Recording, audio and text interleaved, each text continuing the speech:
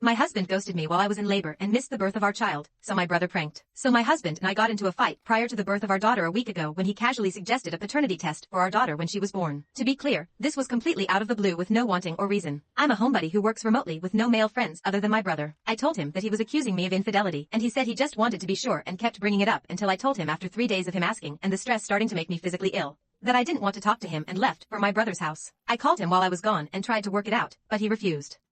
After all this, I went home the next day to grab some things while he was at work and I went into labor. I called him 16 times before calling my brother, who called him another half a dozen times himself while on the way to pick me up and then on the way to the hospital. It was a horrible and traumatic birth. I started crowning in the car and the doctor delivered my daughter in the back of my brother's van. Because I was too far along to move, when I wouldn't stop bleeding, they rushed me in. It was a nightmare.